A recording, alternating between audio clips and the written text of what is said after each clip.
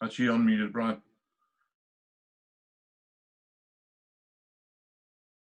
Is that us ready now? Yep, that's us ready. Well, again, I just offer a great welcome to all of you. It's good to see so many people have tuned in to our session tonight. And I do so look forward now to these sessions and so feel that they're part of the fabric of the club now. But I really do think it also allows us all to meet together and keep the camaraderie running that we do have within the club. Anyway, a big thank you again, William, to you, Dean, and Peter for organising the thing, and Leo, of course, for his contribution, and more importantly, for the members who've taken the trouble to put their presentations together. So without further ado, let's kick off. Well, it looks like it's me to start tonight. We're going to start the bar very low and keep it nice and simple. So bear with me and we will get the screen shared. Can everyone see that screen? Give me a thumbs up, it's clear. Brilliant, so 10 from 5. When this was put together, it was the plan that we would blatantly rip off Ross McKelvey's 10 from 10. And then we thought about it and we wouldn't get 10 people in the club to do it on a first go. So it was originally 5 from 5 and Ross told us we weren't good enough and we had to do 10. So we'll start with mine, as I say, keeping the bar very low. These are my 10 favourite shots that I've taken, and I think every single one's been a Catchlight. We'll start there with Stephanie Dubois.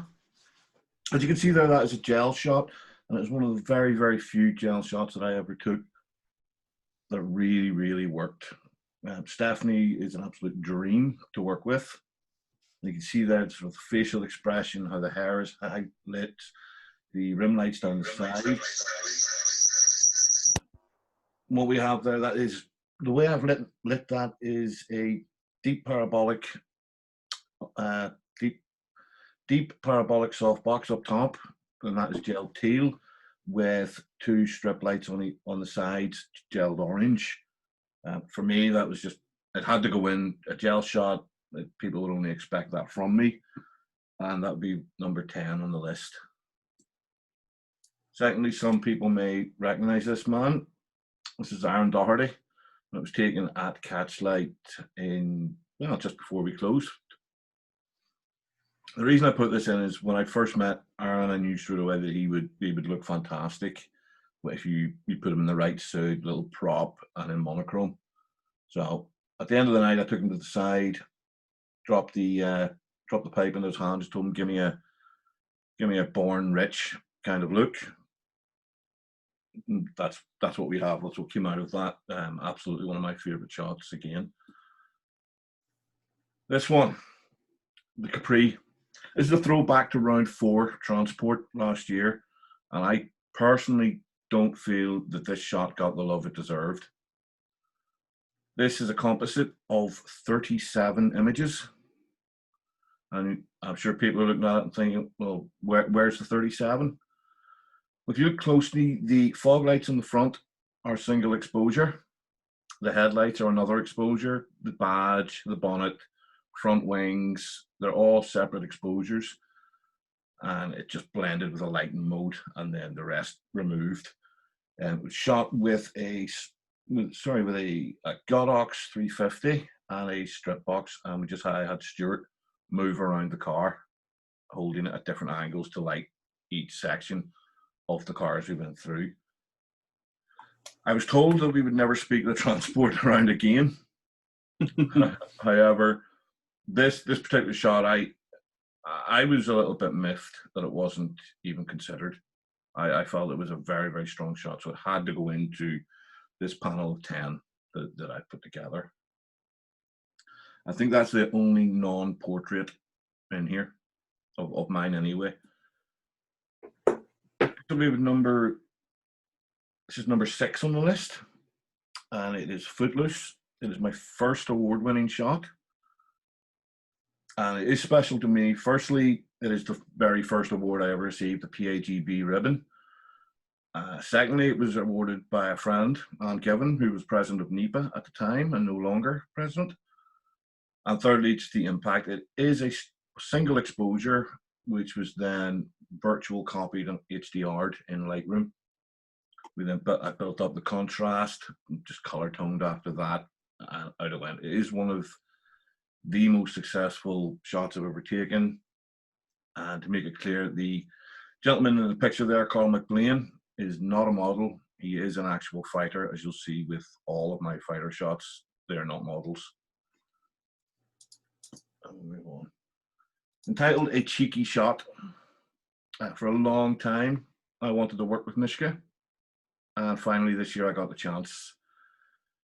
On its own, it is a straight shot on a grey background. I've been playing with it. Oh, Ross has sent me a message. Yeah, thanks, Ross. I have been playing around with textures, and I was kind of getting into the browns and earthly tones when this was taken. So the texture on it there is tea-stained paper. Let's take a sheet of A4, dab a wet tea bag all over it. It gives me a beautiful brown paper effect there. Superimposed on, face lightened up. For me, that's just one of my favorite shots. I don't know how it will fare in salons. Striker, another fighter. This was a workshop that was set up for myself and 2 other members of Catchlight. And it's set up with a parabolic up top, 2 strip boxes on the sides, and Ross's grey background. As you can see there, the leading hand, which is into a right cross, it is out of focus, and that is because Adam, our fighter model here, was actually throwing the punches. When we bring these guys into the studio, I don't like to pose them because it looks fake.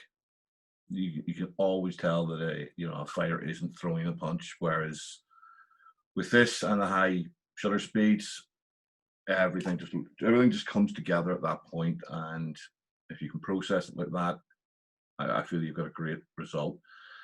This shot is my 2nd ever NEPA star, and Anne Given had an absolute field day here because Anne got to rub the oil onto Adam's body. And it was her little face. I not told about this. Her little face was a picture at this point. Bob, she did tell me I was not to tell you, but you were the one who you and Dean both refused to touch the poor man. Because you were a number. It's in. It was good. I was heroic. Don't bring Dean into this. Oh, well, let's move swiftly on there before divorce rates start skying up. Another fighter. This is Jeff Hall, local MMA fighter. Yet again, it's a shot that was taken in one single exposure, and I believe it was actually the first shot we took of the set. Jeff, as you can see there, with the rippling muscles, what we found out is Jeff likes to pout when he throws punches. I did not know this beforehand, and now that I've seen it, I can see it every fight that he takes place in. Jeff absolutely loves this. This is actually A1 size. He has a copy of it, and he also has an A3 size. I believe the A1 is up in his bar. But Jeff, he's a local legend. As you can see there, the brown tones. This is, I believe, Ross's brown background. I'm not 100% on that, but yes, it's right in there. It had to go in, although it has not won anything yet. Another fun workshop. This one does not have a title as such. It's in here as it's the first composite that I did that actually worked. And I think Ross McKelvey's on the sauce here. He's just asked me if any of my photos are sharp. Again, it is just the only reason it's in there is it's the first composite that I ever got to actually work with the brick wall behind. The brick wall is just a simple shot, stock shot bought off the internet, so this shot can never go forward to competition. And finally, we have wrapping up. Oh, sorry, this isn't finally. This is image number 2. Wrapping up. This one, highly commended, Will McCrum finishing behind Ross McKelvey. and Jericho. So I believe that it has standard, but when it came to round 5 at NEPA, and Given kind of just threw it to the side. Yeah, I've always wanted a shot like this with a fighter wrapping his hands with maybe an open curtain in the crowd behind it, but I was always just unable to get that. That is no longer used on events with curtains. It's all stages now, so I never got the shot. This will be the closest I ever get to it. As you can see with that, the uppercut shot and the one with Mischke, recently I've been really getting into playing with browns and sort of earth tones in my shots, and hopefully we'll be able to do that going forward. And finally, Ain't That a Kick in the Teeth? Sorry, Ain't That a Kick in the Head? I originally entitled this Ain't That a Kick in the Teeth, but there was an error between myself, our former secretary, and our current chairman, where this shot went forward to NEPA entitled Ain't That a Kick in the Head. Since then, it has picked up a star. It picked up a highly commended at top print. It went forward for a place in the PAGB exhibition, winning a Neil Marshall medal, which I believe everyone gets. For me, it was taken in the Ulster Hall, which is a mecca for combat sports. And just above the head, the gentleman on the left, just above his head, there's actually a cameraman which has been removed.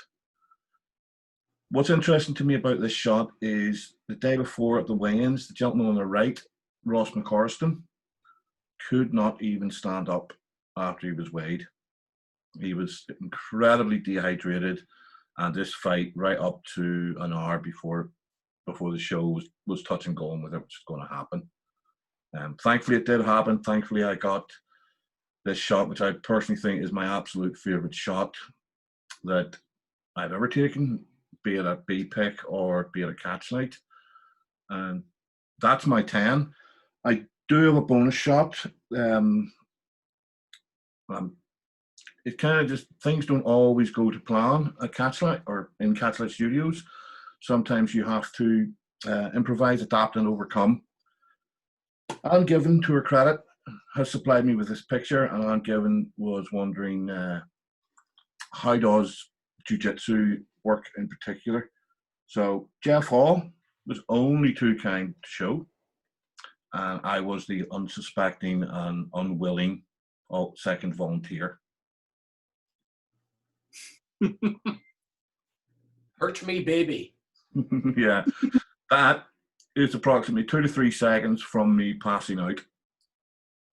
It's a head and arm triangle, cutting the blood off on both sides of the neck, which is effectively what happens to pilots when they lose the blood at high G. They will black out.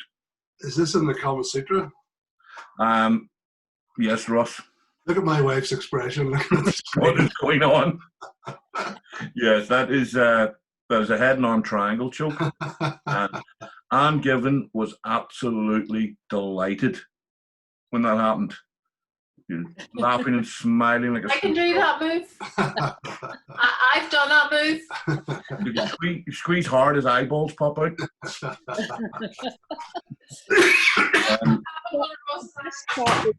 Jeff was absolutely screaming with laughter at you.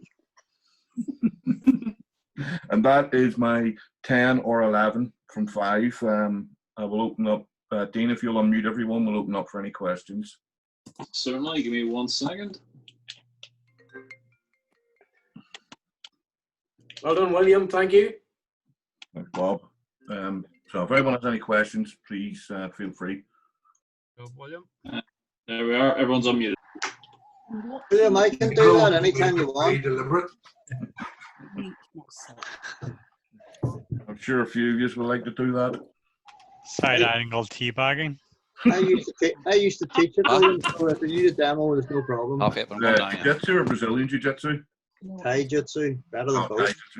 That's I generally used to train Brazilian Jiu-Jitsu. No, Taijutsu beats both of them. I don't know that. And Alexis just kicked off over that. What up, Alexa? It's gone to chaos. Okay, if everyone has no more questions, then we can move on to our next speaker. Well done, William. Thank you, guys. Enjoy. Dean, if you will unmute unmute everyone and then unmute Peter.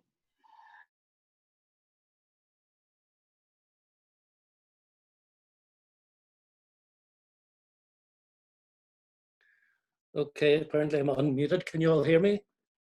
Yep, we can. Thank you. Okay, if we have the first slide. I don't know what order these are coming in, and I forgot to read the small print that it's supposed to be your favorites. So they're not necessarily my favorites. It's just a selection to talk about. This young lady is Jessica Taylor. She's 21, or was at the time of that shot. Tony was on that workshop with Ross. Taken in Catchlight Studios. At the start, I had that very black, and I've done a lot of work to take out up the shadows. And what I like about that image is the expression in her face. It's sort of to me, it's a sort of a sort of almost fear in the face, and it's called a sense of foreboding. It's done okay in various salons, mainly BPE salons, so it's clocked up a few points and still has a way to run. Next one.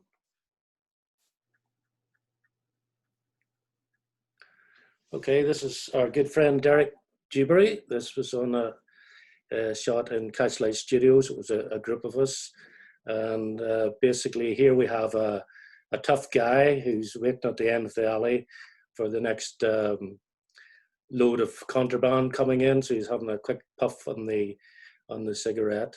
This one hasn't been used in any competitions yet, other than the one that Jerry Coe judged for the club, and it had favourable remarks. It's composite. Is the shadow of him real? No, the shadow of him is not real. That's been put in. As I say, it's the composite. So the shadow was done using a drop shadow, but it was to give the impression of, needs to be lowered in my honest opinion. Well, it was to give the impression of headlights coming towards him, and the sharp shadow on the background on the doors of the lock-up garage that he's waiting to put the stuff into. As I say, Derek's a great guy for... Gotcha? Don't understand gotcha.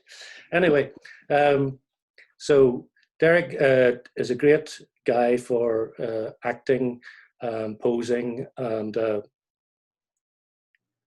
right, okay, means I understand. So, next one, please.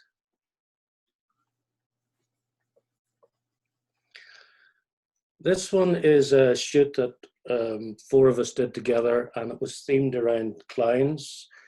And really, it highlighted to me the need to plan when you're going into a studio. What do you want to produce at the end of the day? And how do you put that whole theme together and look? So there was weeks of discussion and how we were going to do this. And really what I wanted here was a sort of irony in that the client is normally a happy person, and basically I wanted the sad face behind, because sometimes in life you can have a happy persona, but in reality there's a sadness. And I think Christine Rock here has really captured that sad look and reflective look. And again, she's a great model for interpreting what you want to do. The hat was from eBay. It's sort of a traditional clown's hat. The ruff, I think, was Laurie's, and definitely the black cape was from Laurie's hairdressers. It was borrowed for the shoot. Again, I have a terrible habit of making things too dark, but this one I've worked on considerably to bring out the differential between the background and the model. As I say, Christine is a great model. This one is done well in various salons around the country, and hopefully we'll go on to a little more for me. Next one, please. Again, this is Christine, and just to get something different, it was a sort of cowboy theme that we did. And I like the contemplation in her face and the way she's thinking about, to me, whether it's a good idea to use a gun or not. Always a good idea. Depends who's at the other end, I guess. The cowboy hat's off eBay. The gun is a replica Colt Peacemaker, I believe. The jacket is ex-wedding suit hire. The makeup is Christine's, and obviously her lovely black hair there. So that one is only fairly new, so it's only starting to go into salons now. Next one, please. I put this one in to remind us of the great opportunities we have in Catchlight, and annually Bob and John organise a high jump shoot with Anna McElmoyle at the Mary Peters track. And this was at last year's, probably just about a year ago. And it gives us all an introduction to sports photography, and which, believe me, is not easy to capture somebody like that flying over a bar and doing what she does so well. Maybe Bob will confirm it, but Anna always has eye makeup on, and so you can see the emphasis on the eyes. It's just a pity that this year we're not able to partake of that. So hopefully next year, Bob, we can hopefully get an invite again from you. We will. If we all keep our distance, Peter, we could. When I first photographed Anna when she was 14, I commented that her mascara was perfect, and ever since then, she knows that we're shooting, she wears the mascara, and you know it's in focus because you can count every single eyelash. Yes.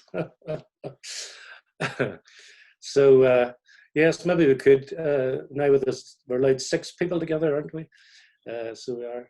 So I like that photograph. It's just caught at that moment when she's going over. And the good thing about Anna is she keeps her eyes open. A lot of them actually close their eyes, which obviously is not great for an image. Again, that has gone into various salons and done reasonably well. Next, please. I just love movement in horses, and this was me doing a doodle in this lockup time and seeing what I could do with an image. That was actually a horse and rider taken at East Antrim point to point, cut it out, put it on a background, used some zoom blur even, zoom blur to give a sense of motion in the horse. And as I say, it was just something different to try and see what I could do with that. So it worked out not too badly. This is the first time it's ever been shown. So it's premiere. Works well. It looked good when I put the slideshow together, Peter. It really just sort of stood out there. Yeah, grabbed your attention. Thank you. Next one, please, William or Dean. Again, I love motorcycle racing and love to go to motorcycle races and take photographs. Just go motorcycle races way back when you could lie in the hedge. This was taken at Bishop's Court last October, and it's a guy called Dean Harrison, who's an English writer, a big star. I have worked at this image with various views, but this is the last iteration, and I just like the diagonal across the entire image and the fact that you're seeing into his eyes, There's movement in the wheel and both wheels, and his knees touching the ground. Now, me being a motorcycle enthusiast, I see that's a great motorcycle picture. I know other people are probably saying, well, that's a guy going round the corner, but I happen to particularly like that image. It has done pretty well for me in various salons, so it's still doing the rounds. I think key to that, Peter, is those eyes, just the sheer look of determination from that rider. Yes, yes. I watched him going up one day to the start line on the TT, and what those guys do on those bikes is phenomenal. The speeds are phenomenal. But this guy was just whistling a tune as he walked up to the bike, as nonchalant as he could be. So what goes through their head, I don't know while they're doing that. Next one, please.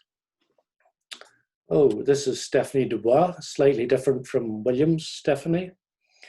And what I wanted here was a sense of melancholy, and actually it's a take on depressive state, where her eyes are, well, they're visible, but you see there's almost a blankness in them. The teardrop is sadness, and the monotone is to reflect that sadness.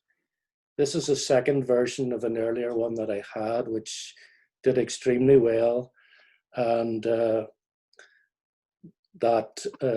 I have redone it, and I think this one's actually better.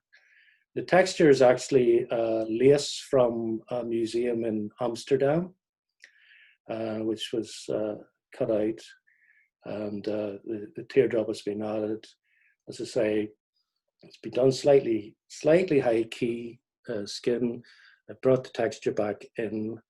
I just like the sense it gives me of somebody dealing with issues behind that. Not that Stephanie, as I know, has any issues, but that's just what I wanted to interpret in that image.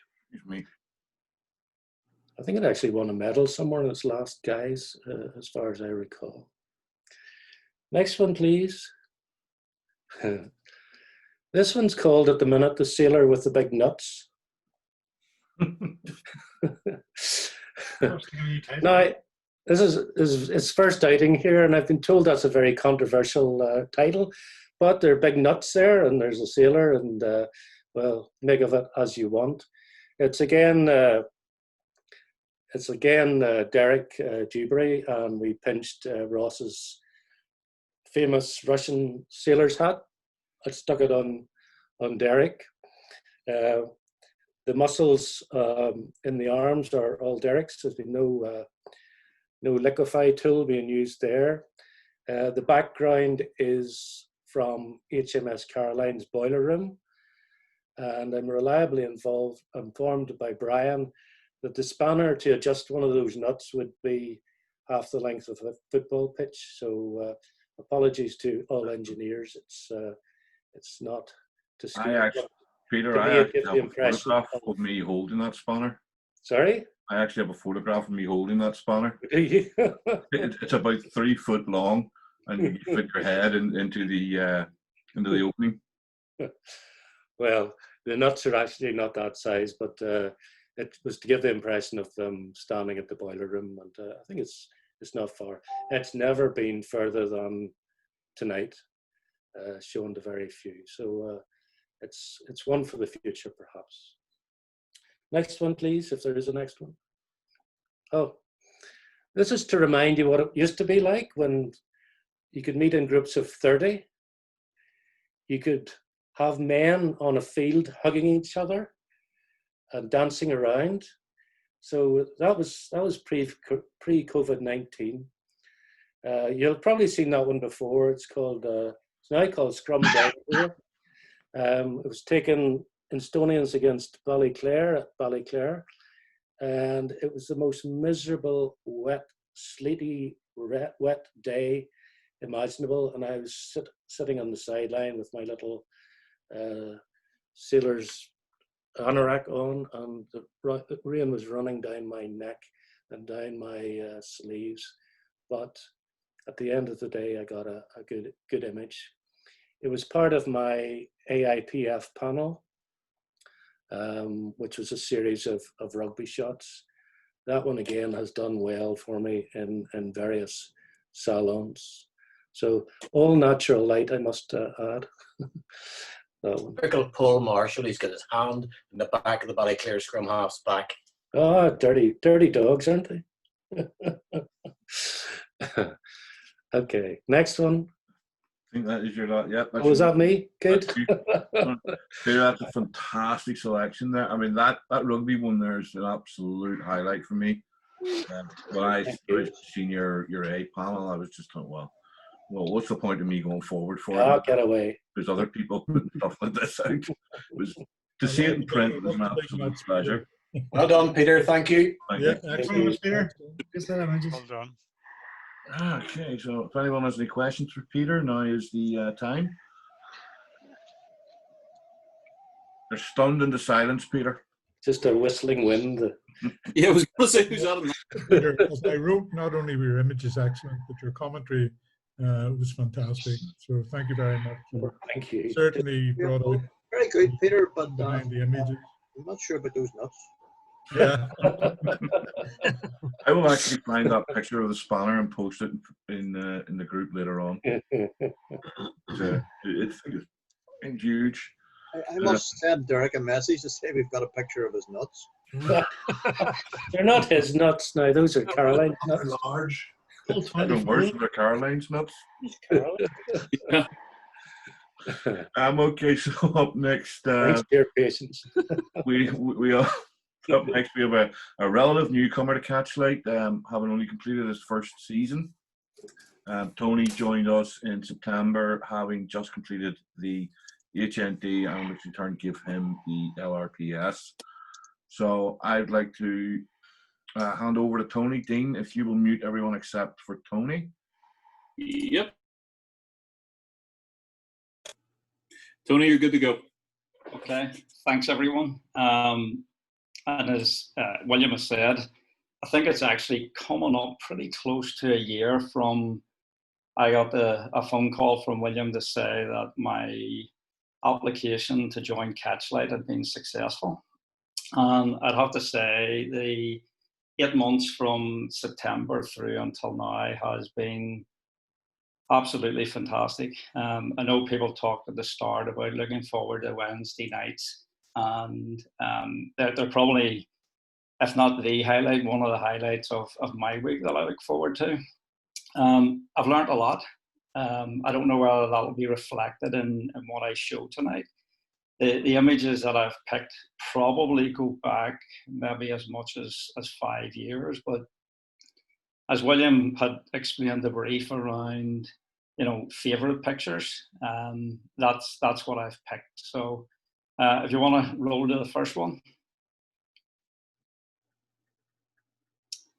So this is probably the oldest one that I'm going to show, and it is a picture of my grandson. I think it was shot either late 2015 or early 2016, and I just love the pose. I love the lighting on it, and whilst I did shoot it obviously in colour, converting it to mono was what my daughter preferred, and she has this one printed and framed.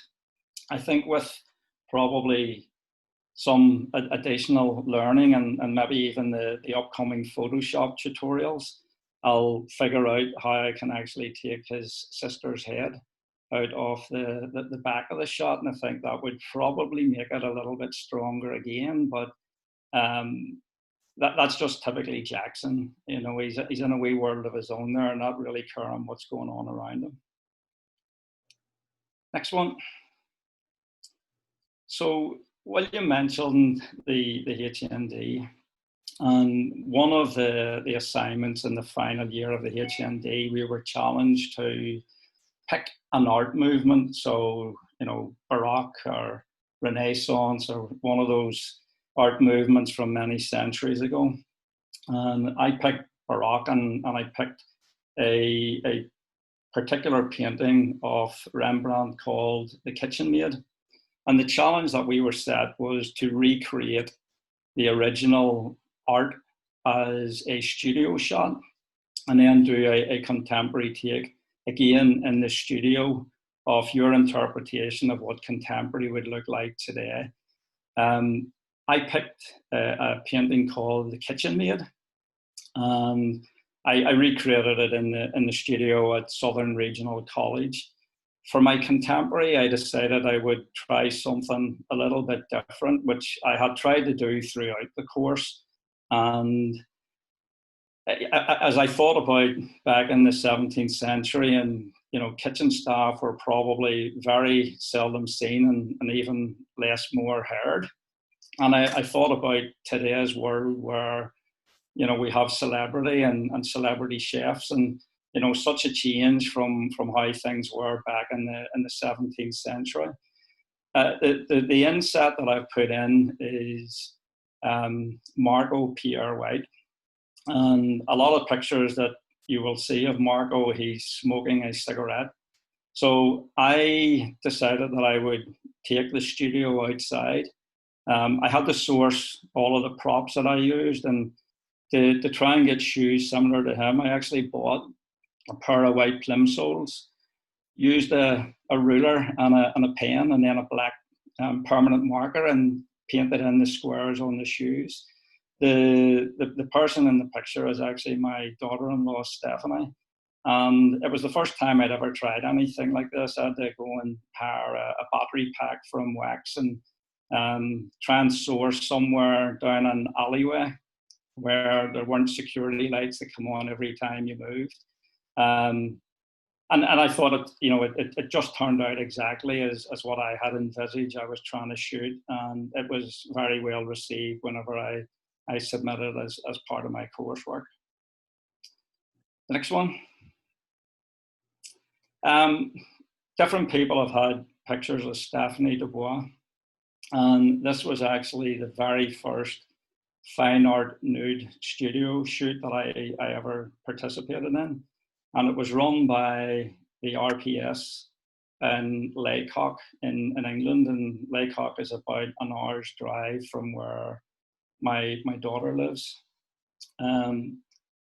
Again, referring to the HND, we have to put a portfolio together as part of our final submission of 10 images. And this is one that I submitted. My tutor on the course is actually a full-time minister.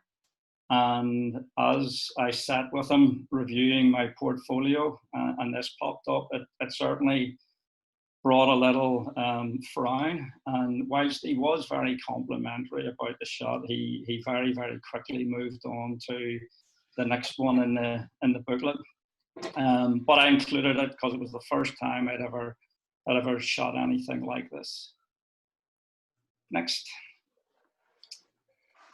So this one's a little bit more modern, and I've actually used it quite a number of times in salons and exhibitions. And when I say quite a number of times, I only really started in, obviously the latter part of last year. This was one with Mishka, and I had attended a couple of Ross's workshops, but this was a one-on-one shoot that I had booked with Mishka, and I just liked the pose, the eye contact. I have done a little bit of work. Anybody that has worked with Mishka knows that her hair is particularly curly, and there were a lot of smaller strands of hair that were coming down over her forehead and down her cheek, and I've taken those out. This one has done well. I mean, I think I'm probably approaching about maybe 20 acceptances. No awards, no medals, no honorable mentions, but definitely one of my favorites. Next one. This one is Brooklyn Nights, and whilst it didn't start out as Brooklyn Nights, because again, another shot that I took as part of my course, our final part of that HND, you have to put on an exhibition in a professional studio. You have to obviously plan what it is you're going to show. You do all of the work associated with getting the gallery set up. I had always wanted to do escapes shoot in New York. I lived in the States and worked in New York for quite a number of years, and I was very familiar with the city, but had never really invested any time in taking pictures. So for my final major, the exhibition, I decided I would go to New York. The exhibition was on in the Millennium Arts in Portadown for 6 weeks, and this was printed A1 size, float mounted, and was one of 5. Of the 5 that I showed, I actually sold 3 over the 6 weeks of the exhibition. This was one of the 3 that sold. The same lady in Armagh bought all 3 of them. It has won me a gold medal, a silver medal, a number of honourable mentions. It got me my first 15 score in a salon exhibition, and I think it scored 10 in our Photographer of the Year at Catchlight, so definitely had to be in there. Next. So I've actually a little bit of a prop for this one. So this was actually the original picture. And again, a shot from my HND course. We had to do a module on darkroom. So everything obviously shot in film, processed ourselves, printed, mounted and then put on display in the college. This one has a little bit of sentimental attachment to it. I worked for quite a while as a helper for my dad, who owned a printing business, and I spent many a day helping him develop pictures in his printing building for obviously further publishing and distributing. It also happens to be part of a derelict complex where my dad worked for Morton newspapers quite a number of years ago, and my dad passed away 3 years ago, and as I shot this series of images, there were 3. It really had an emotional attachment for me, and whilst this is a digital version of the picture, I do have it printed and framed here in the house. The next one, this was actually shot medium format on a Bronica that I purchased secondhand specifically for this shoot. Next one. So I included this, and William and myself exchanged a few messages around the inclusion. I'm a little bit mixed about the shot, to be honest. The reason I've included it, it won a FIAB gold medal in a salon, which is the first FIAB medal that I've won. This was part of a workshop that we done with Ross, and I think it's called gobo lighting, and this is Denisa Strakova, and it was an interesting morning. Unfortunately, Denisa got a phone call, I think just as she arrived at the studio, to say her grandmother had passed away, and she insisted on continuing to do the workshop, which was obviously way above and beyond anything we would have expected. I have quite a few shots from this that I think probably have a little bit of merit, and maybe with a bit of work, I think they could do well, but this one's included. Interestingly, I did put this also in for our Photographer of the Year, and whilst it won a FIAB gold medal, it was actually my lowest scoring image out of the 10 that I submitted throughout the Catchlight season. Next. Jennifer will be familiar with this one. And this, I think, was the very last shoot we done in Ross's studio right before lockdown. Ayla was over for a workshop. And as Jennifer has commented, you know, it's very hard not to come away from a shoot with Ayla and not have a bunch of images that, you know, you want to work with and you know, possibly use. This was more of a candid shot that, you know, we had done a shoot against the backdrop. Ayla was sort of getting the pumps off. And I think it was another gentleman, maybe even Jennifer, that said, oh, that would make a great shot. I had the camera ready at the time and I fired off a few.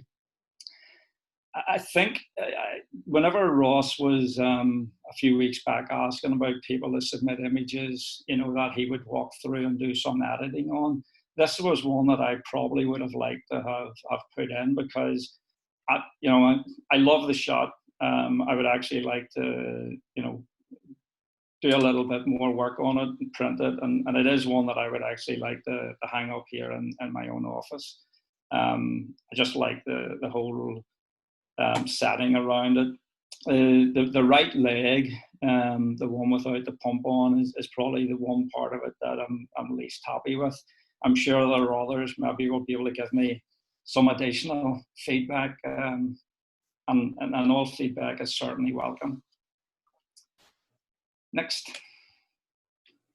So this is the one that William thinks will get us banned from YouTube. And a second shot of Mishka. And I've done 2 shoots now with Mishka, and I've booked them as 1-to-1 versus being in a workshop. And I mean, anybody that has done a shoot with Mishka will know how unbelievably brilliant she is to work with. I love doing the natural light up in the Conway Mill with Ross's studio. And this was obviously taken up in that little room that has the one large window at it. I think it looks out onto the back of the mill. Obviously shot natural light. I've done this one as a mono as well, but I thought the color was you know, great, and the pose you know, really appealed as well. And my last one is of Carla Monaco, and you know, in rounding out my 10, again, everyone knows that Ross brings fantastic models across to the studio, and again, I'd so many different images from this shoot with Carla, but this one I've just started to use in some salons and exhibitions. It was, I think, in my last submission to the Photographer of the Year, and scored 10. And again, I just love that. I love the pose. I love the, you know, the hair is not, it's not organized and, you know, all manicured to perfection. It's just a very candid, casual shot. So that's my 10. Very, very happy to have had the opportunity to show them.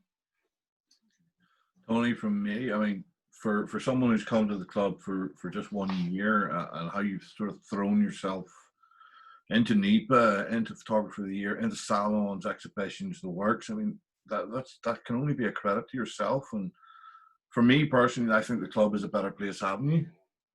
Thank you. No, I've really enjoyed it. The standard there is, to me, it's right up there with some of the top presenters within this club. Thank you. I can only reinforce what William has said, Tony. It's really good to see you participating and at such a level, and your images are excellent. In particular, that New York one is a legend for me.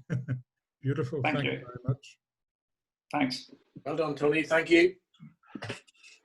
You see there from the chat there, Tony, people really do appreciate your shots. They really are glad you displayed them for us tonight. It was no, it's not an easy thing to do, and for someone who's new into the club, kudos to you.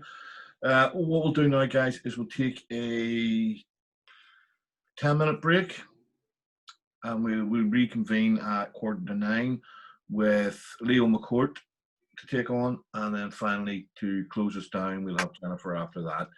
So if everyone's all right and happy with that, we will reconvene at 8:45.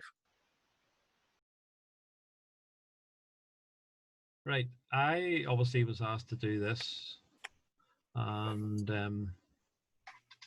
I had to think about it, and then I thought, yes, I got to throw my hat in the ring and go for it. And sometimes, or actually a lot of the time, people that are talking to me will say, "Oh, are you into photography or whatever? What do you shoot or what do you do?" And I kind of would say, "Well, do you know what? I don't know, a bit of this and a bit of that and whatever." And it's not until you sort of sit and do these things that you have a look, and then you realize, oh, well, it looks like I sort of ear towards this or that, And what you'll see here tonight is really sort of two halves as such. Is it's obviously portrait. There was portrait bar one street shot, and the rest are landscapes. You'll obviously see a bit of a theme too, sort of regarding sizes or colors or whatever, But if you want to go sort of for the first one there and take it from that. So this image here was of a guy called George. Actually, it was Martin Courtney's neighbor, and this was in Seapick, which was a sort of group of photographers many years ago in the Lansdowne Court Hotel one Saturday. And actually, Ross was doing a demonstration on lighting, from what I can remember, and it was possibly just a reflector and softbox was used. But this was my first image in NEPA that was starred, and yeah, I remember that. It's just, I think it was one of those ones where I just took the image and I knew there was something in it. You know what I mean? There's sometimes you just take those. You take an image and you have an idea it's good. Sadly, there's a lot I take and it's for the bin, but that's the way things go, So if you want to go to the second one then. So this one here was actually my second starred image in NEPA. And this is taken on the Gentleman's Ride, which happens every year in November. And it's throughout the world. But this, believe it or not, this was shot in Hill Street in Belfast. And Gentleman's Ride is set up sort of for a fundraiser for prostate cancer. And as I say, it's worldwide. Now, I've sort of cheated in one way tonight, where I've actually, instead of having 10 images, I've added another 2. But it's really to give you an idea of sort of where I've come from, or or what's sort of available. So I had edited, and I have to say, you'll see it next year in a moment, and it was terrible. There was no detail. The darks were all all the shadows were blocked up and whatever. And Ross was very kind to sort of do a re-edit for me, give me an idea what was required to do for it, which I did. Now this one that you see actually now is the original raw file that I actually edited quite recently, just to sort of see, could I sort of do my own take on it as such. So if you want to go to the next one, you'll see the difference then to what I had. So you can see completely, no back, the background's completely blown out. Headlights and all the shadows or whatever are all blocked up. So hopefully I've done not too bad a job on that one, So I want to go to the third one then. So third one, Anna Rose in Pointe, I should say. This was titled, and don't believe I've entered it in anything other than, now it has represented a club for IPF and PHEB, I do believe. But other than that, I haven't really done anything of it, and I haven't done anything regarding salons, and it's something that obviously I should get my finger out and do, because it's really a good sort of guide as opposed to whether images are worthy or not, you know. But you obviously see there's a wee bit of a theme coming in here regarding square crop and mono. So it's not until you sort of sit and look at these things and you go, actually, you know, I do have some sort of kind of style. It's sort of starting, you know. So I'll go to the next one. This is Connor, member of Bangor Camera Club, I believe now, and Ross had him in the studio. I think it was the time that he had him, Connor and what's her name, the girl with the tattoos, can't remember, Heather, and we did a bit of a shoot. But actually, we were sort of wrapping up, sort of quite, you know, later in the evening, and most of the participants had all gone away. So I think it was only maybe myself, Ross, and Hugh Wilkinson, and Connor was happy to sort of work away there, and I managed to just get him a sort of, had no distractions, and set him on the chair. And I quite like this one. I like the eye contact on it. You know, it's whether it'll do anything, I don't know, but it's something that I like. Okay, next one, please. Again, another square, another mono. I don't know. I mean, obviously, you guys are the ones that give me feedback on it, but it's just something. I like the pose. It's just like, you know, it's something that you would hang in your wall, kind of thing. You know, it's most of the stuff that I take, apart from the landscapes, whatever. My wife would go, "Oh, I wouldn't have that on the wall." Or I'm sure that's the same with a lot of us. It's a case, but it's just something. You know, I took it and I liked it. You know, so it's something. Who knows? Maybe it'll do something. Okay, next one, please. So you saw this image that actually Ross, not this particular one, but the shot of it, Ross edited for us in the video, the Photoshop video that he did. So this is my take on it. And again, square. Probably not as much maybe detail added into the trousers, because from memory, I think Ross's was slightly brighter.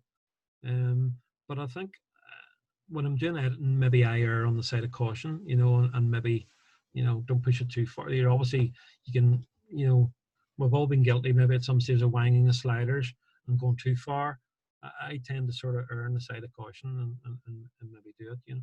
But I quite like that. I think I've quite a few more that I could edit that would be good. I've one with a hat, but I need to work on it, because I know when I do it, I'm losing detail in the hat. So, but these times are good for practicing, you know. So it's good that way. Okay, next one. So, slight change from the studio. This is a shot. It's a shot that I like, but it's not a shot that's great. I mean, some of you have probably saw it from the time the last open round that Jerry Coe had been judging, and this is down in Kerry when myself, Kenny Gibson, Hugh Wilkinson, Siobhan and Claire Marie had gone down. We actually stayed in John Hooton's cottage for 5 or 6 days. And, you know, if you were going there for a holiday, the weather was lovely. But the light escaped us, you know, on most days. In fact, it pretty much escaped us until the very last morning. And this was shot sort of, you know, halfway through the sort of the break we had down there. And this was, you know, it was probably an early start. I'm sure it was probably, I don't know, 4 or 5 in the morning, but it didn't really do anything. But as I say, I had added sort of some extra images in.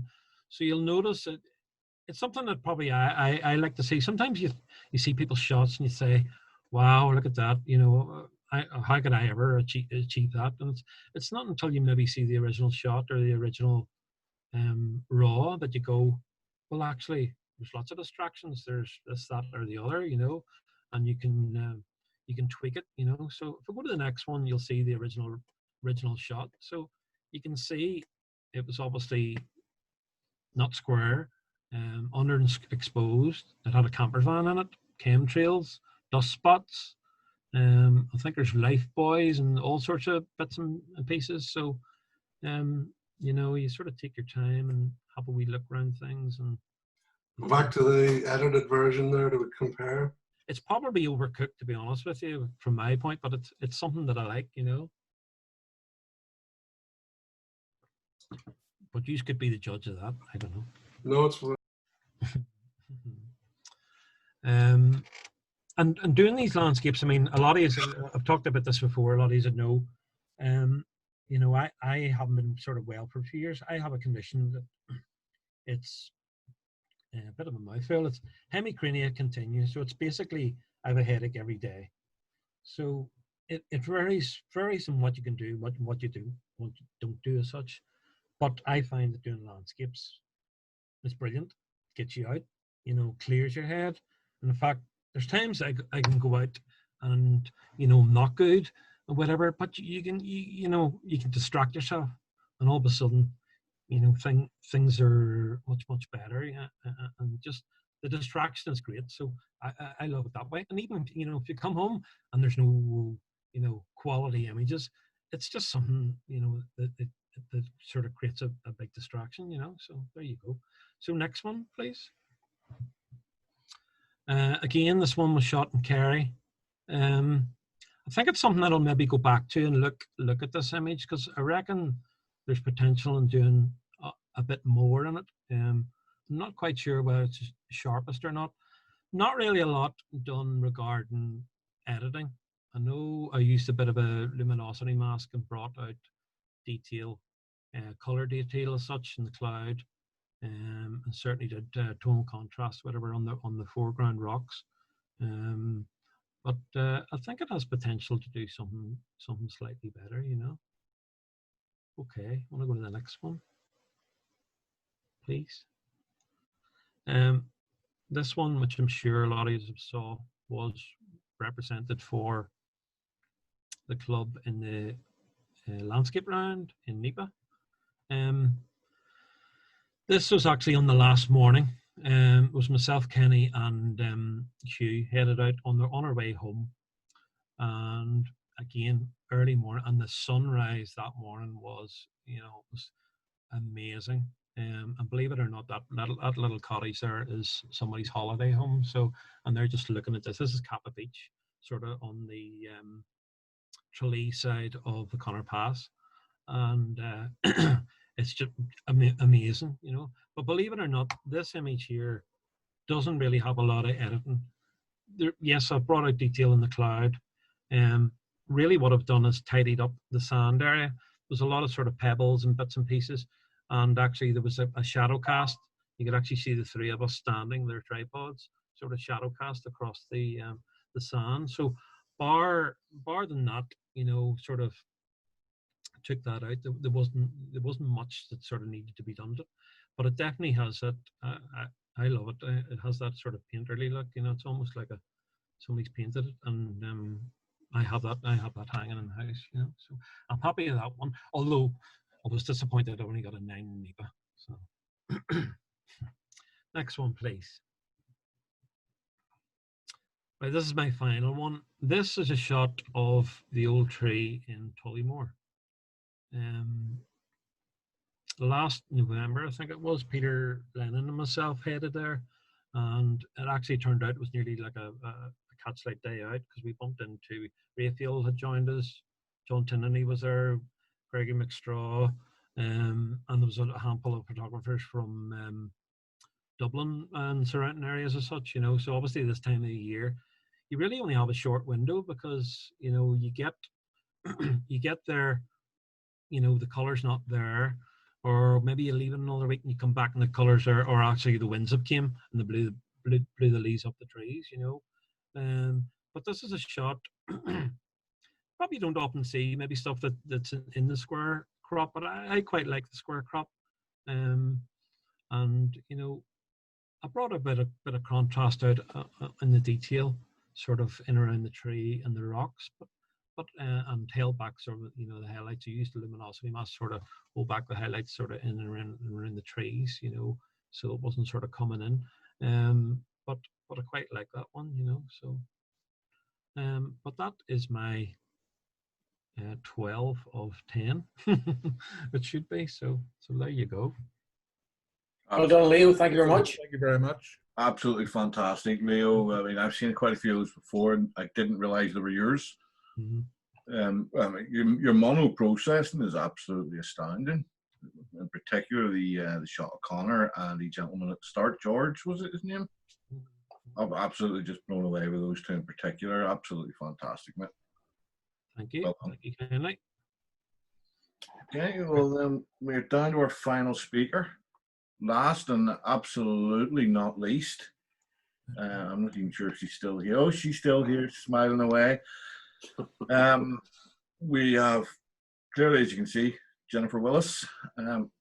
Dean, if you could unmute everyone except for Jennifer. Certainly.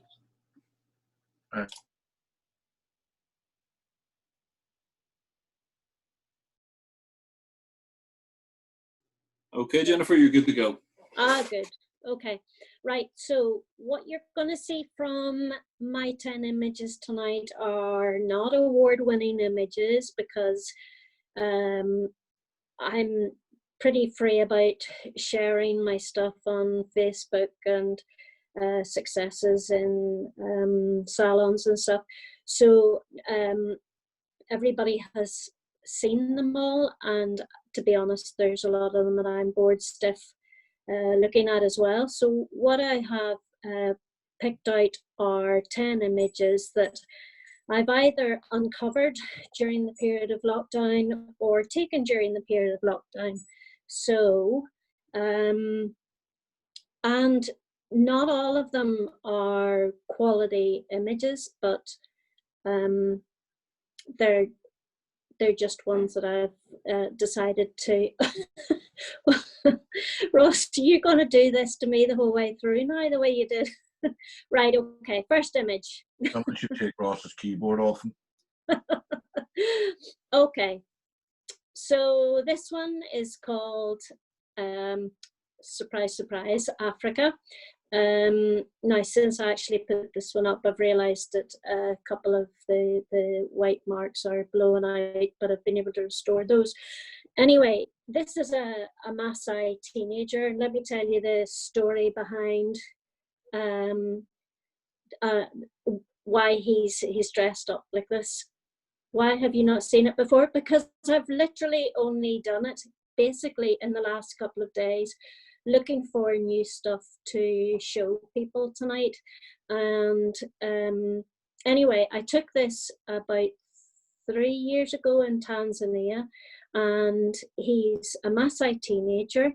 And you guys might want to cross your legs now, because the reason, whenever anywhere between the age of 12 and 25, Maasai boys move from boyhood into manhood, and they go through a process, and they are, no, it's not castration, it's circumcision. Yes, circumcision.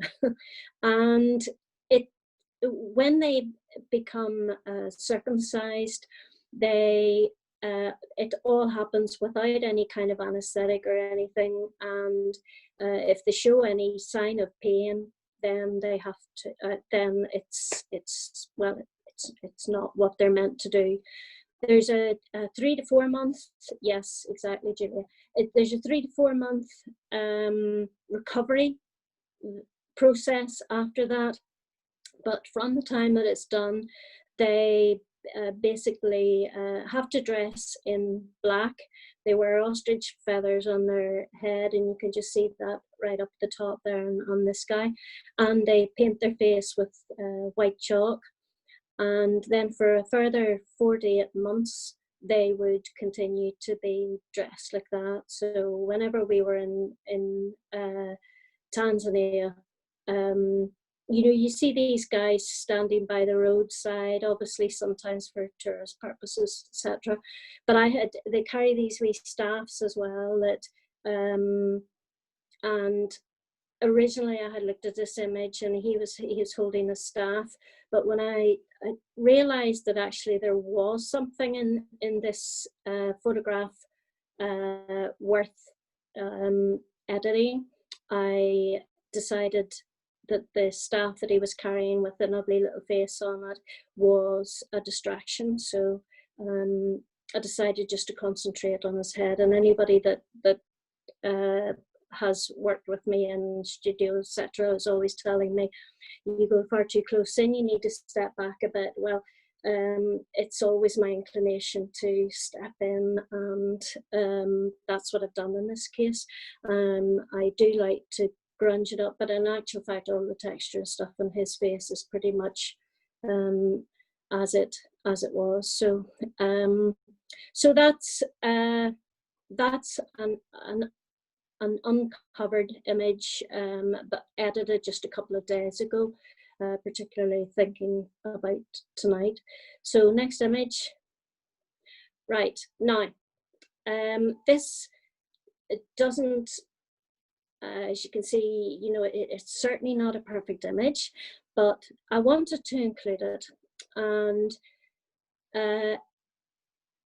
it's another one that I edited recently because I needed some more mono images for PSA. And this is actually an image of my son, Michael. And I feel that you should see, oh yes, exactly. And Michael went through a period of depression as an older teenager, and we only uncovered it almost by chance. And you know, mental health is obviously not something that we should be hiding away from, and that's part of the reason why I'm showing this image tonight. Michael didn't let me take photographs of him for a long time, but he agreed one day that I could take photographs of him, and I think I managed to take 7 shots, and it would have been with a single softbox, just like the back of the house. He insisted on wearing his customary baseball cap and a hoodie as well. And I decided a few weeks ago that I was going to have another look at it and see if there was anything I could do. Now, there are dark patches that can't be recovered, but I've called this image Sorry Mum. And whilst it's not a perfect image, far from it, I have recently entered it in a couple of salons, and it has been unanimously accepted in everywhere that I have entered it. It actually hasn't had a rejection yet.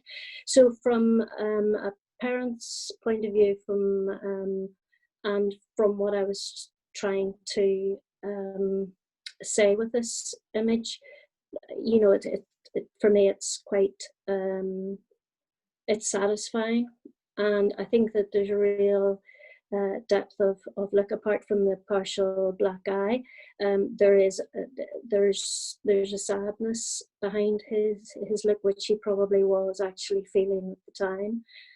So yeah, it's an image that I'll keep. Anyway, next one.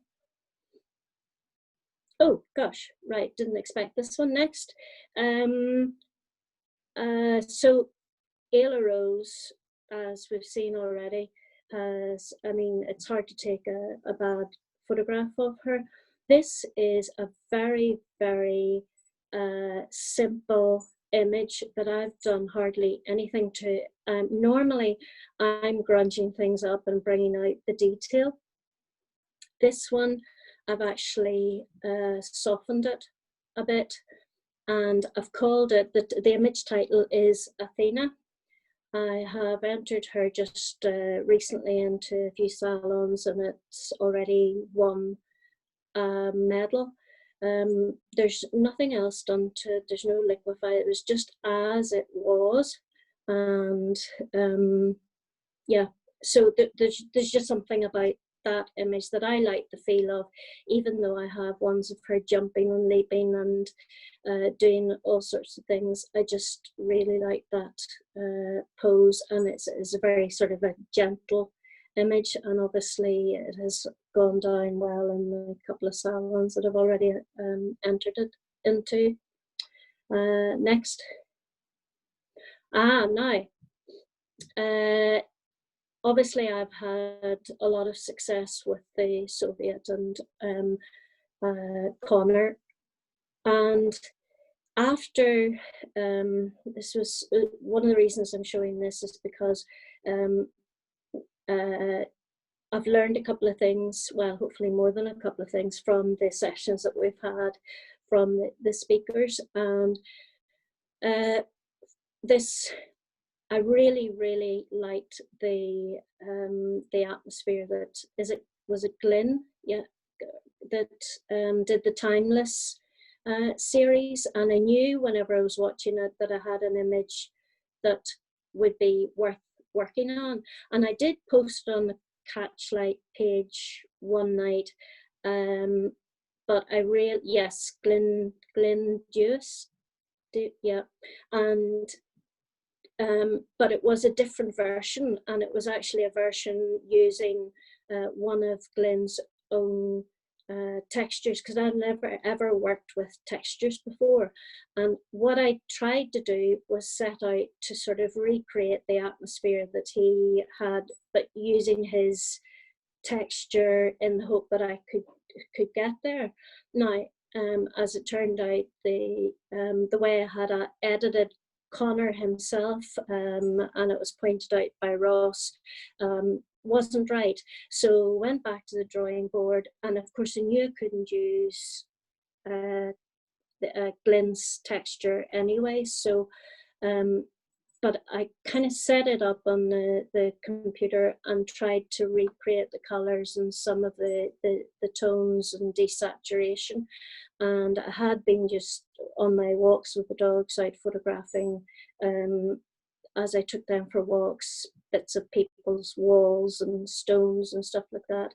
So this is a mixture of textures. There's no texture left on him or his suit, but I think that I've got fairly close to what I was aiming to achieve, and for pretty much a first play around with textures, I'm happy with it. It has already been accepted into salons and published on onetimes.com, so yeah, they were very complimentary about it. But anyway, next one. And this was another play with textures following the combination of, oh gosh, who was the lady that we had one night a couple of weeks ago, and of Glyn's, and then watching Ross's very helpful. Ross had posted a bit of a video helping. Yes, Jeannie, that's it. But Ross had published a short video just showing better how to use texture. So even though I had used texture on Connor in the previous one, I had never actually used a texture over like a part of the body or a part of the costume or anything. So oh yes, and another thing that I learned from those sessions was using the content aware fill tool. So this was originally a 2 by yeah, you know, an upright portrait shape. It's now much more square, and it looks the better for it. And I've kept the texture over the dress, and this was called Ayla in Bloom. Next one. Oh, what did Ross say? Ah, right, okay. So this is just a sports image from last season that I think only one other member in the club has seen, but I have already had an acceptance for it. It's called Run Boy Run, and it's actually an image from the second 15. And sometimes whenever I'm going through, you know, I might take 1,500 photographs or something on a Saturday during a match. and I'm getting through them as quickly as possible to try and put them up onto Flickr for the parents and the boys that night. And very occasionally, well, quite often actually, I'll probably miss something. I'm not very good at rooting out or deleting stuff, so thankfully I came across this one and I thought, yeah, there's something about it because I've got the crowd in the background visible, plenty of faces, and I love the angle that he's running at, and he's got a very expressive face as well, and of course we've got the player on the ground. So yeah, once I did a bit of editing on it, you know, I was happy with the end result, and I'll certainly be putting it forward for more salons now. So next one. Right, so this one was another one that I uncovered. I took this in the summertime. Now I know that it looks a bit busy. I didn't say that they were all going to be award-winning images, but I love the expression on the polo players' faces. This one is just called Charge, and I've actually not done very much to it. Whilst this, by the way, was taken in Spain with every year in August they hold an international polo contest, and some of the best teams from all over the world bring their teams over. But the problem is that the light is always very, very harsh. But I just like the atmosphere of it. Yes, the background's a bit busy, but I just like that they're all running towards me. I tend to step to all the beautiful people come to these matches, and I stand like something the cat dragged in, as close as I can to the actual field itself, usually not being able to see high enough over the hedge. But whenever these horses are running full pelt, I mean, it just, the whole ground almost vibrates. There's a thunder from them, and when they're running towards you, there's a real thrill to that. But when I looked at this, I was pleased with the way the faces were, and the fact that there's good movement in it. So but yeah, that's another new image, and I will try that one out. I don't know whether because there's quite a lot of distractions in the background, etc. I don't know whether it will do anything, but I'm going to try it anyway. So next, please. Oh gosh, that's looking very soft on screen, and I don't know why, because it's not. Anyway, yeah, you're all very well aware that I have been sitting out in my garden. Oh good, that's good, Ross, thank you. Taking photographs of the birds, and I have learned so much about backgrounds, about the bird behavior, about different types of birds, and this is one that I had just set up, a new perch, and I was watching the robins and realizing, even though they are flat feeders, they like normally to be on, well, something flat or a birdhouse or something like that, which I don't have anything like that. They increasingly will go to perches. The title of this, or not perches, to feeders. They will come onto the perch, and then you will actually see them looking up to the feeder. And so my challenge was to try and predict when they were going to launch, because you've only maybe got a couple of feet in which to get a shot from the time that they leave the perch until they hit the feeder. And obviously I don't want the feeder in it, but I really like this one, and somebody said to me that it reminds them of a fish, and actually with the blue background, I suppose that's what it does look a bit like a fish out of water. The title is Robin Up, Up and Away because I'm entering it into nature categories. It's just been entered, so I haven't had any results back for it yet. The background, in our garden we have fencing and just ordinary hedge, and it just wasn't looking right, so I hung a grey sheer over part of the hedge, and it came out blue. I played around with changing it because it looks a bit artificial, but actually the contrast between the blue and the orange, and obviously they're compatible colours anyway, I decided to leave it, but there's been practically no editing done to that image at all.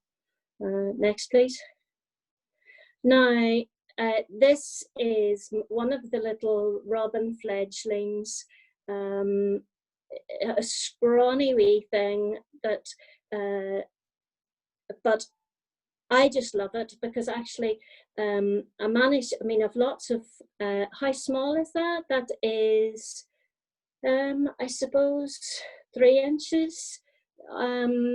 But the actual image itself was, it's almost full frame, because it was on one of the closest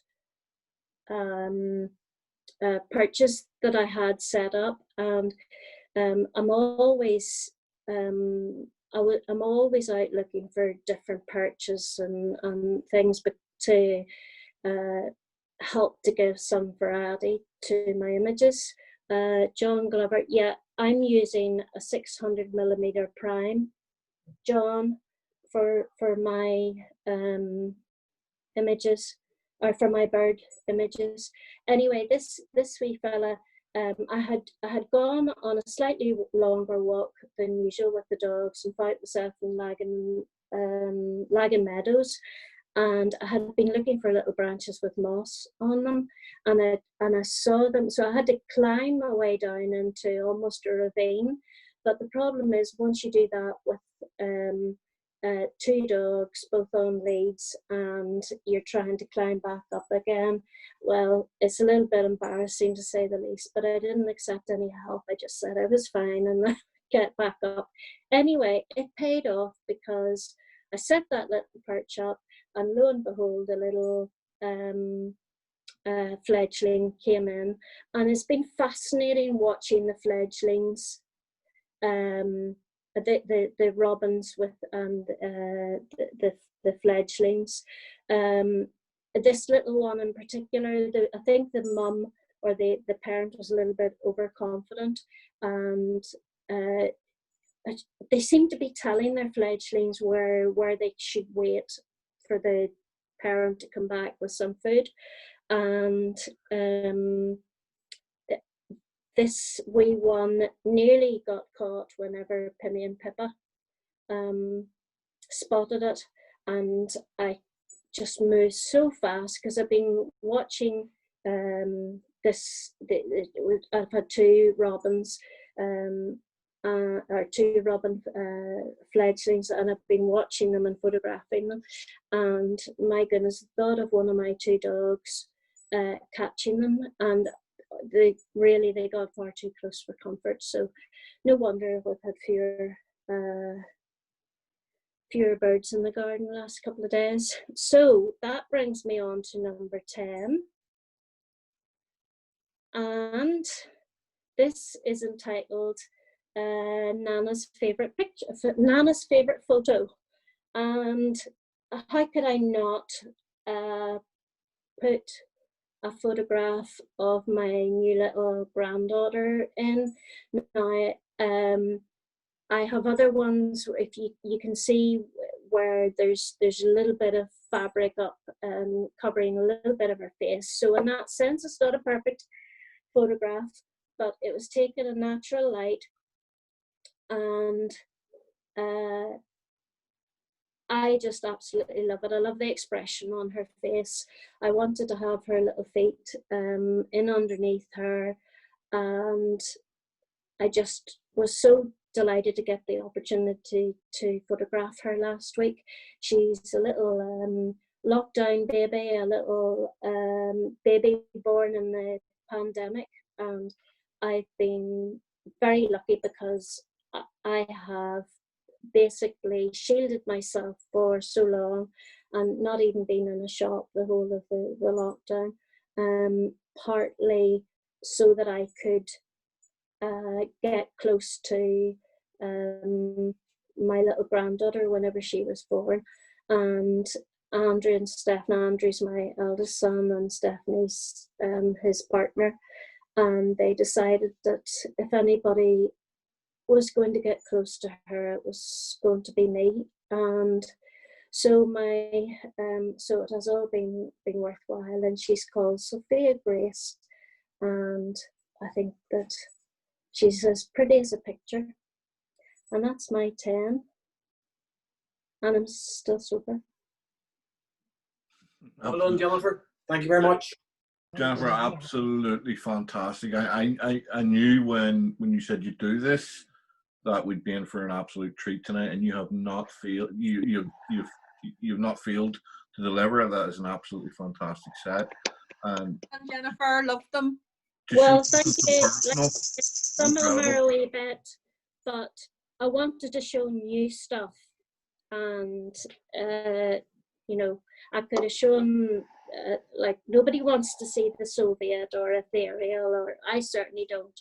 So, and Ashley has produced a couple of new images for me as well.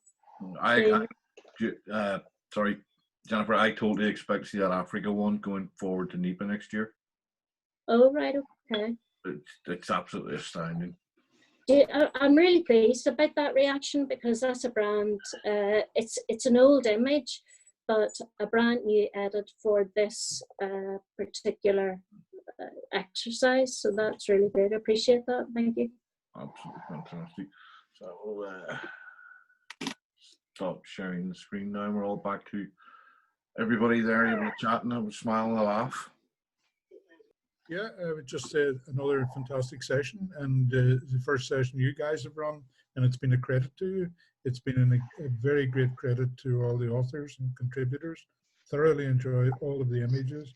Very brave of Jennifer to bring up the situation with her son, and it's an excellent picture, and I'm glad he's progressing. And it seems to be the circle's full, turned full when you look at your little granddaughter. So thank you very much. But certainly to everyone, I've thoroughly enjoyed it, and these sessions must be repeated. So Leo, did you say you already have people lined up for another one?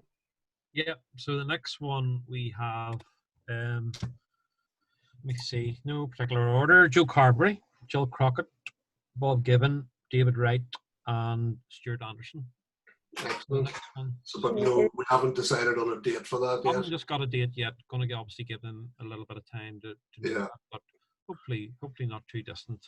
Yeah, because I think these should continue. Obviously, in normal times, we would be off for the summer, but you know, people would be out shooting. You'd be expecting people to be, you know, Bob and Anne, etc., would be doing the sports at Mary Peters. People would be photographing American football or whatever other ball games are available. But the fact that people cannot go out and shoot means that I think that we should, you know, have, not every week necessarily, but certainly, you know, every second or third week we should try and do one of these. And we should do something at least, Ross. You know, and they don't have to be this type of presentation either. You know, people could send images to get processed live, and then they can sent their own images back to try and produce that same result for another evening. You know, there are plenty of ideas out there for potential club activities. And Catchlight would like to stay at the forefront of trying to keep its members active and interested.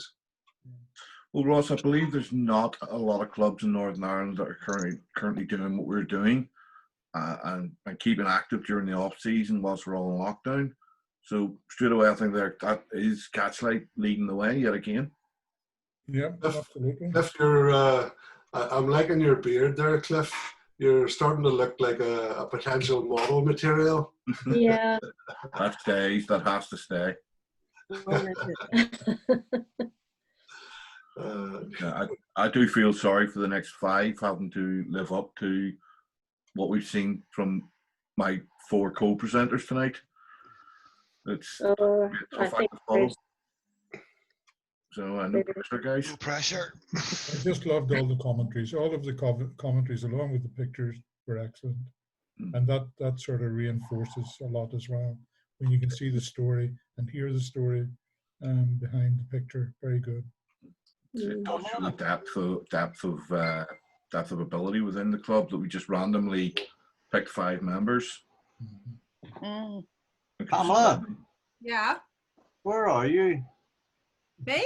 Yeah. Home? Where's that sunshine coming from? This? Yeah. I know. It's just the last of the daylight. Can't believe that. My It's a giant softbox. Oh, I've got the computer screen beside me as well. That's what it is. That better? Okay, so let me just Right, William, just before